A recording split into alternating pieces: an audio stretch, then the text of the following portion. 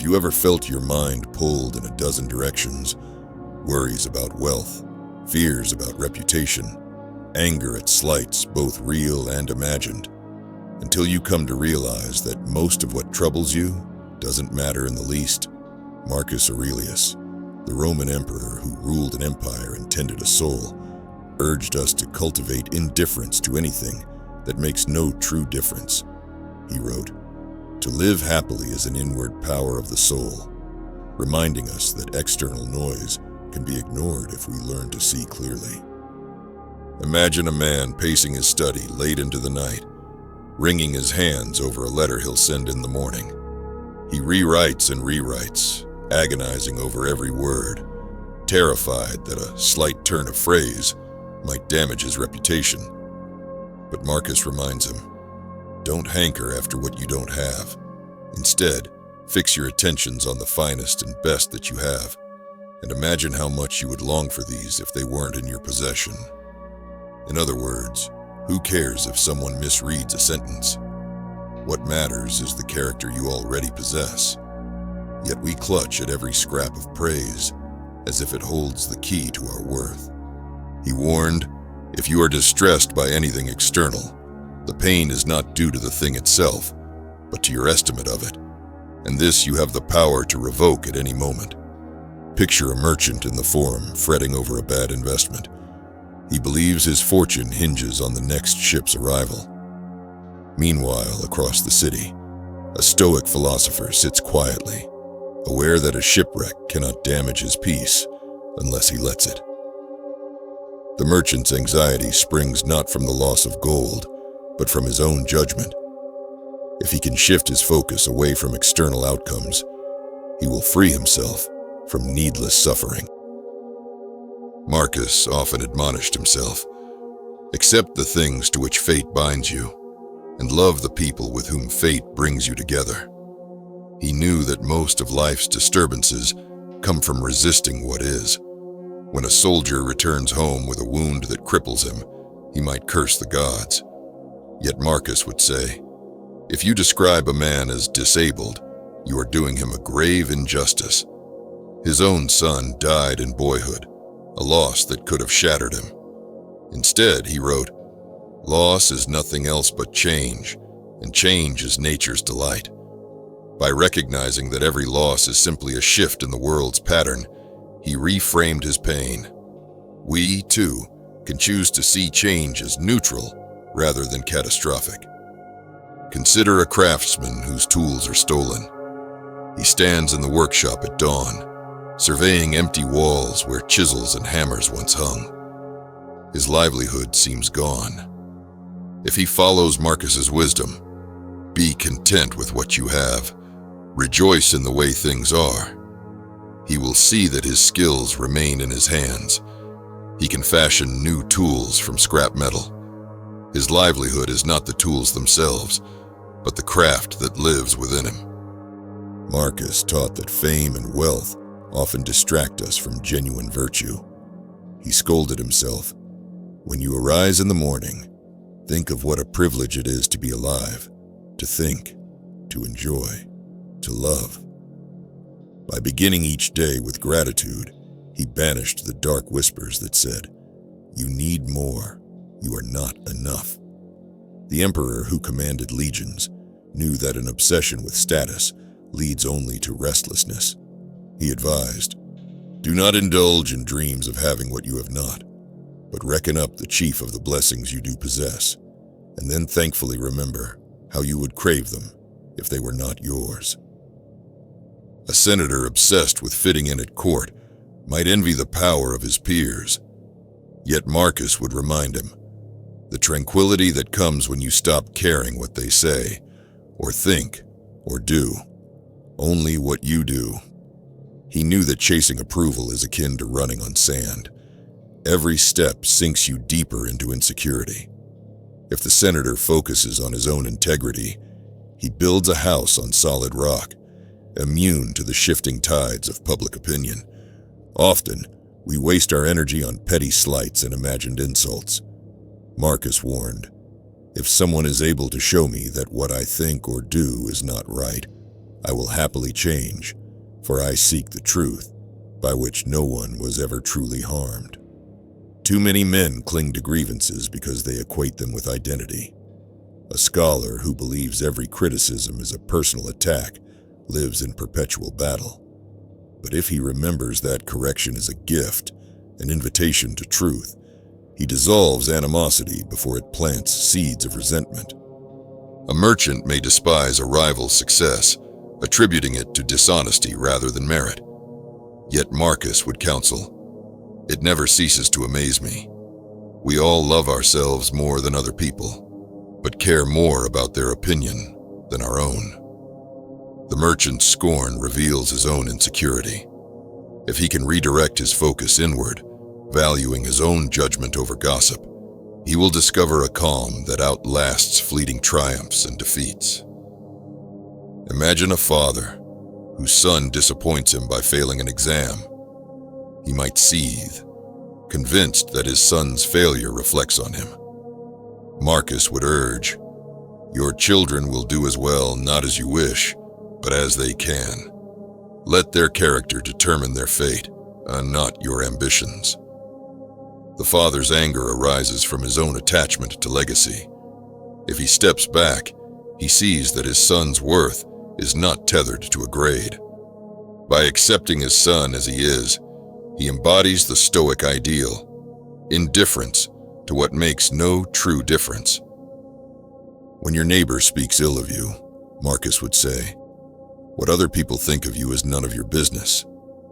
He recognized that the opinions of the uninformed are as meaningless as shadows at dusk. A man might ruminate for days over slander, but all it deserves is a shrug. If the neighbor's words conflict with your own understanding of yourself, they bear no weight. Pursue virtue, and you cultivate a reputation that cannot be sullied by idle gossip.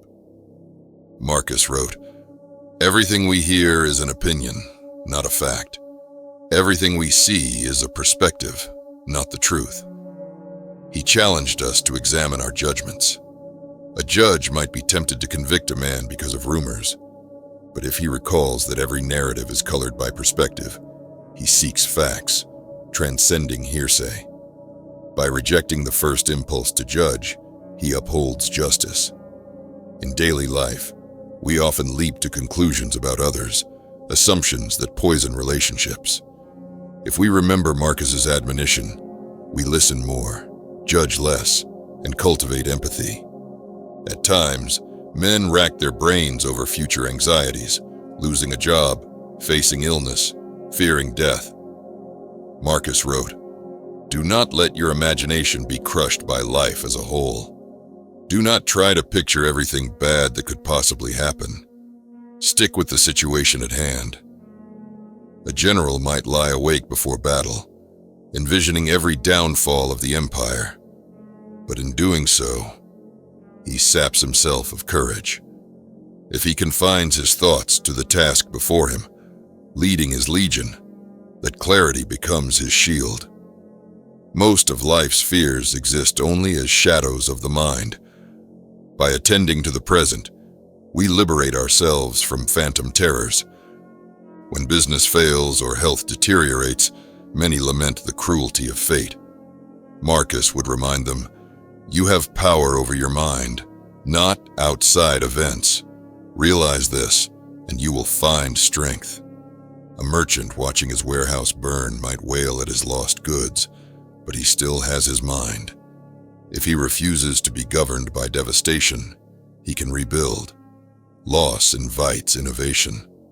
The ruined warehouse may give way to a new enterprise, one more aligned with his values than mere profit. Marcus knew that people cling to grievances as if they are talismans of identity. He cautioned, "How much more grievous are the consequences of anger than the causes of it?" A craftsman who holds a grudge against a competitor must return to the workshop every day with that fire in his blood, a fire that blinds him to better opportunities. If he recalls Marcus's insight, he lets go, understands that holding on to anger harms him far more than the original injustice. In that release, he finds peace. In relationships, men often become entangled in trivial demands for validation.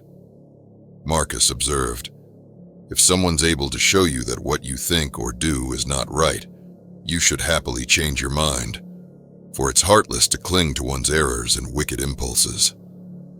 A husband convinced of his wife's wrongdoing may rail against her every word, but if he listens, if he discerns truth in her counsel, he corrects himself. He becomes stronger not by dominating, but by integrating wisdom from every source. Marcus knew that the last worry on a dying man's mind is how he was perceived at the marketplace. He urged, "Remember how long you have been putting off these few simple things that are necessary. Why don't you act? We delay pursuing what matters, kindness, integrity, growth, clutching instead trivial distractions. A student postpones studying for a meaningful vocation, choosing video games. Marcus would say the student postpones his own life. Once the ego dies, we see the stark reality. Tomorrow is not guaranteed. If we are to matter, we must act now on what truly counts." When the world shifts, when politics implode or a loved one departs, our first impulse is panic. Marcus counseled, "Loss is nothing else but change, and change is nature's delight." A farmer watching his crops wither might despair, yet in that moment of change, there lies opportunity.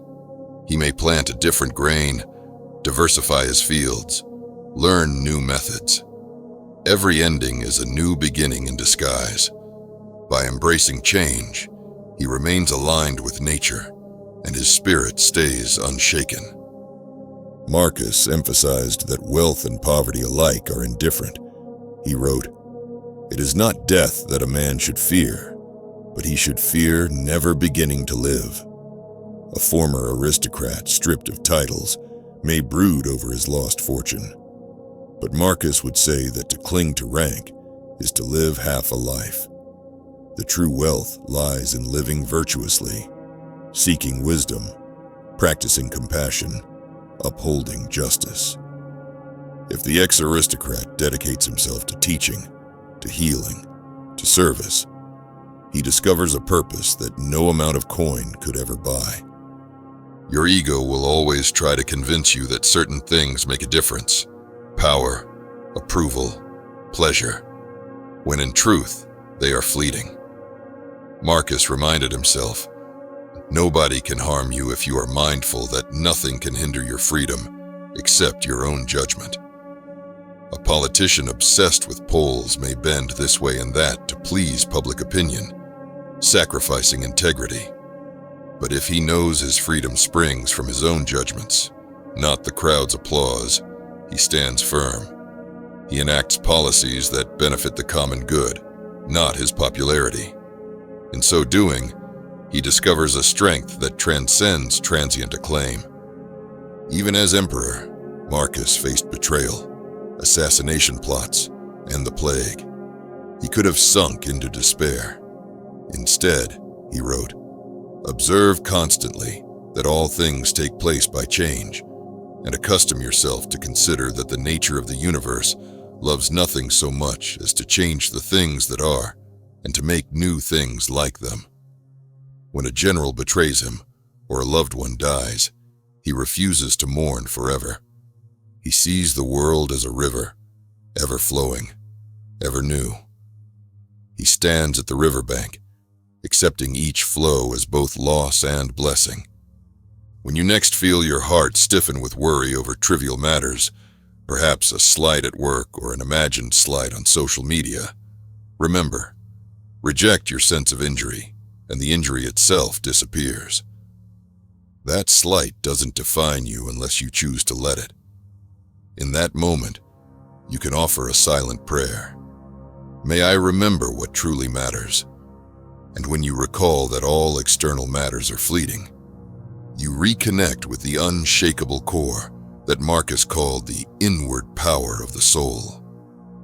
To live as he did, to be indifferent to what makes no difference, is not to become cold or unfeeling.